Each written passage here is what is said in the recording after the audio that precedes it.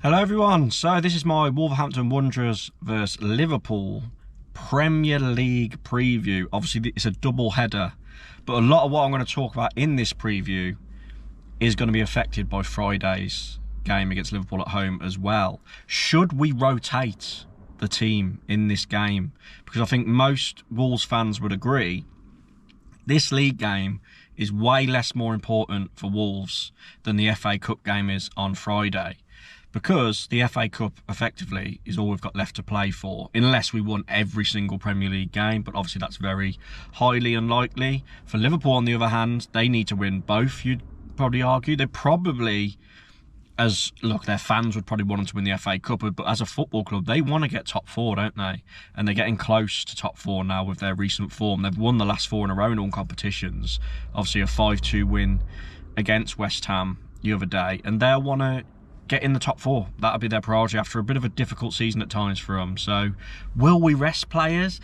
They'll probably go strong. They've got a few injuries themselves. They've got the likes of Wirtz and Isak are out injured, for example. So, you know, they've got their own injury struggles. It's massive. And although their form's turned, their stars like Mo Salah, for example, he hasn't scored in 10 Premier League games now. So you know what that means, don't you? Welcome to Molyneux, Salah. We are a charity. So if you want to get that goal, son, we'll be the ones to give it you. No, I joke. We are better now. But there has been times where a team's looking for a win or a player's out of form. They've come to Molyneux this season and they've got that. But big one. And I've just watched Rob Edwards' press conference. It was quite a bit of a longer one today, and what was massive to come out of it was the fact that we have got no injuries, and I'll just play the clip of him talking about the injury news here. A few tired legs after Friday as well. It's a busy week with it is, but that's a mindset thing as well, you know. It's especially after a win, it's easy to sort of like convince yourself, actually, no, I'm feeling all right and I'm ready to go again. So that's important to say that we're not tired, we're ready. So how do you manage that then? How do you manage your squad rotation? We recover as normal, but then we make sure we just get a balance right between, you know, what we do on the grass in training and what we can do with individual players or meetings. But everyone will be going through that at this stage of the season anyway. There's a lot of games. February was really busy for us. You know, there was obviously 6 games in 20 days, so it's been a tough month. But no, we've had enough time to recover and we're ready for this one. And any team news while we're on it? No, we're fully fit, so yeah. It's great. You know, we've got a fully fit squad to be able to pick from, which is I doubt there's anyone who'll have that at this stage of the season. So that's a real positive. Does that include Channy as well? Yep. Yeah, brilliant. Yeah, so everyone's fit, even including Hwang Chan. Whether he starts, probably not, because he's just coming back, but still, the fact that he's fit and there's no injury concerns is a bonus going into a massive week for our season, a defining week for our season as well. And he also spoke a lot about Tchatchoua, which I'll actually play the clip of him talking about that here because it went on for a little bit. About to interview Jackson Tchatchoua. What sort of a project is he at the moment? Because that game was almost a microcosm of it, like the first half, the second half.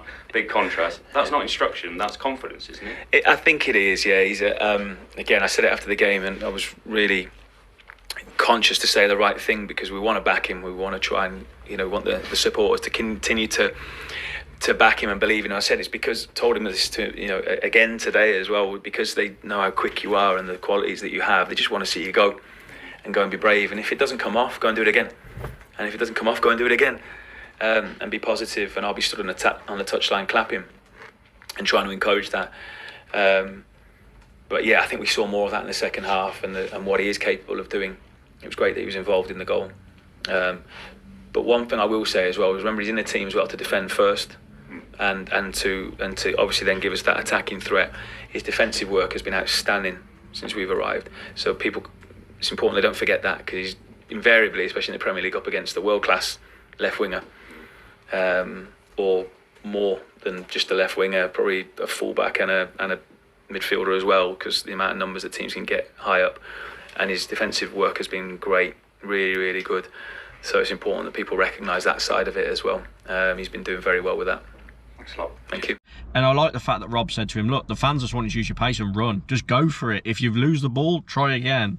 I like that. And Tchatchoua defensively has been decent, but wow, I say decent, but it's when he's on the ball, isn't it? His main problem is when he's on the ball. But he showed second half against Villa, he can be decent. But before we get on to a predicted team selection I'll go for, and whether I think Rob will actually make changes for this Premier League game, let's go into our Premier League head-to-head history of Liverpool. So there's been 23 meetings. We've only won 2, so not a great record against Liverpool. There's been 2 draws, and Liverpool have won 19 of those 23 meetings. So this fixture really does favour Liverpool in the Premier League. Liverpool have won 17 of the last 18 meetings since 2010, and the only loss in those 18 games where they've won the 17 was when we beat them 3-0 at Molineux on the 4th of February 2023. Great game. You remember Neves sealing that victory. Great night under the lights at Molineux from memory. And so we just, we struggle against Liverpool because obviously they are a fantastic team. In the reverse fixture as well, if you remember, we lost 2-1, but we actually played okay, but they got 2 quick first half goals. I think it was Santiago Bueno that got a goal back that day, wasn't it? But we did end up losing.